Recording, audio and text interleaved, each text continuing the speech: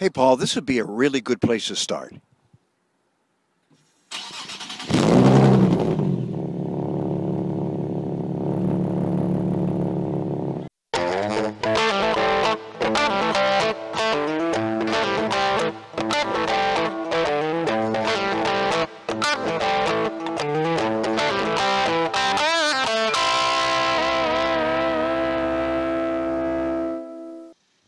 Hi, everybody. Welcome to TalkHotRods.com. My name is Hirsch, and today we're at Hahn Vorbach in Harmony, PA, and we're here to continue our Collector Car Quick Tip series.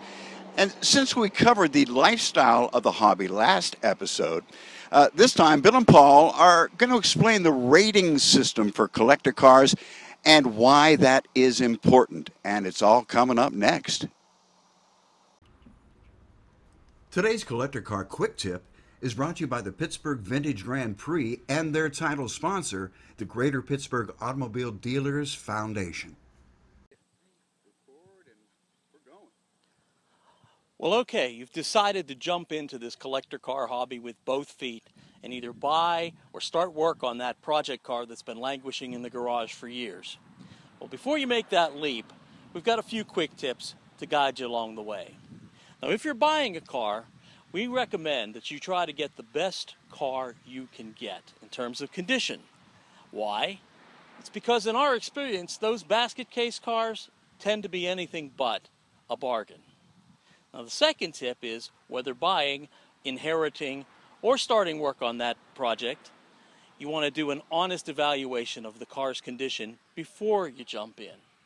Now, in the industry, we use a 1 to 5 or 1 to 6 rating standard. A lot of times you can find that in something like a Hagerty Price Guide, Sports Car Market Guide, Hemmings, as well as others.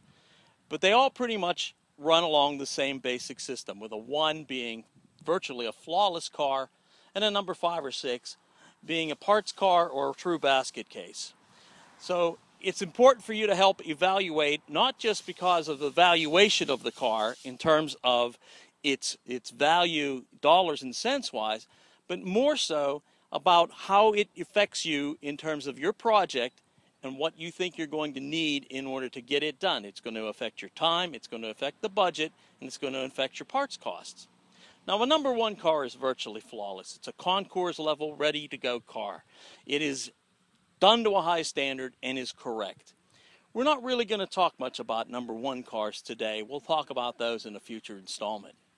Most cars that you're going to find available for sale or sitting in your garage are going to be in that 2 to 5 range. And when we come back, my partner Bill Hahn is going to talk about those 2 to 5 rating cars in more detail. Today's Collector Car Quick Tip is brought to you by the Flashlight Drags, street racing without the jail time. Welcome, folks. I'm Bill Hahn from Hahn Vorbach, and you've already heard from my partner Paul, and we're going to talk about the condition guides. As he's already told you, the condition guide is generally 1 to 5, 1 to 6. If you look in the Hagerty's price guides, they only go to a 4. Most likely the reason for that is Hagerty's is an insurance company, and they're not going to be insuring any number 5 or number 6 cars. Old Cars Report price guide, every issue has, in one of the very first pages,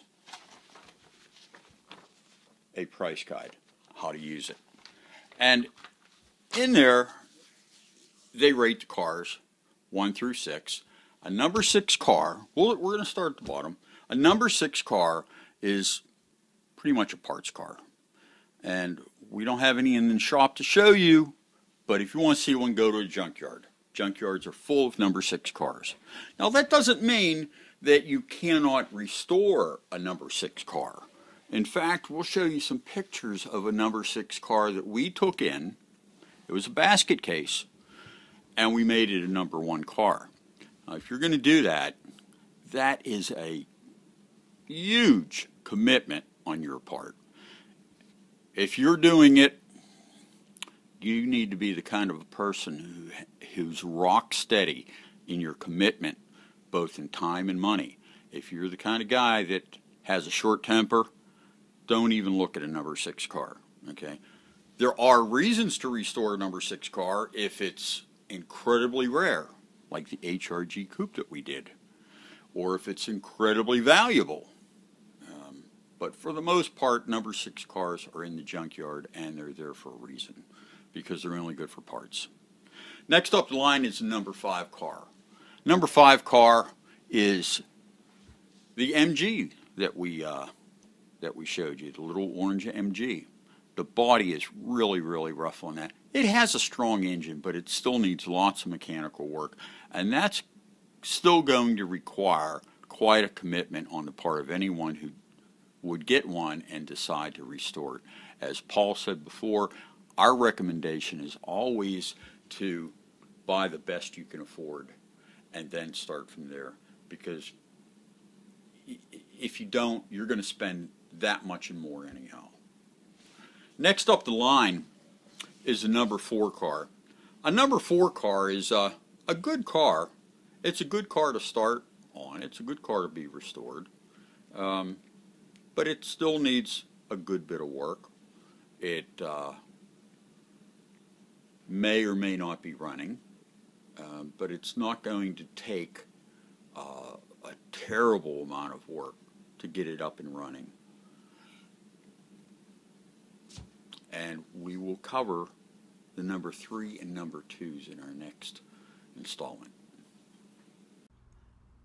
Today's Collector Car Quick Tip is presented by TalkHotRods.com with Hirsch, the automotive opinionist. A number 3 car is a very good car. It's completely operable. It runs, it drives. You would certainly want to bring it to someone, a professional, an expert, to have them look at, to make sure that it's good and safe. But their report back to you should be that the car is pretty sound and pretty safe just as it is. And it's mostly cosmetic things,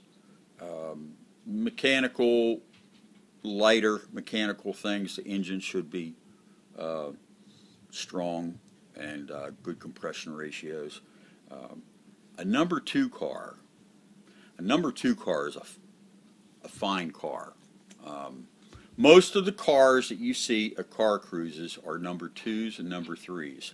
Number 2 cars are cars that you see at car shows where people are competing for points. They're not the absolute best, but they're very, very nice. And about the only thing missing from a number 2 car would be some of the really deep details that people go to extreme lengths to achieve on their number 1 cars. A number 2 car is certainly a show car, and certainly a really good car to buy. And it's pretty much a car that's already been restored. And to recap those ratings, a number 6 is a parts car. It's rarely worth restoring unless it's really rare or extremely valuable. That would be a number 6. Number 5 needs complete restoration. It may or may not be running and is rusty, and it might be in pieces. That's a number 5. Number 4 is good condition, drivable, needs some work to make it safe and nice. A number 3 is very good, completely operable, may need some minor work, an excellent driver. That's a number 3. Number 2 is very well done, good all the way around. Most restored cars are 2s, and most cruise cars are number 2s. It's really a show car that's driven. That's a number 2. Number 1, excellent, complete, correct, and done to a high standard. It's a Concours car. And we'll talk more about number 1s on a future installment of Collector Car Quick Tips. Hey, thanks to Bill and Paul for this Collector Car Quick Tip. We'll be back here at Hahn and Vorbach for another Quick Tip on TalkHotRods.com. This is Hirsch. Thank you very much. Be careful in the hot rod.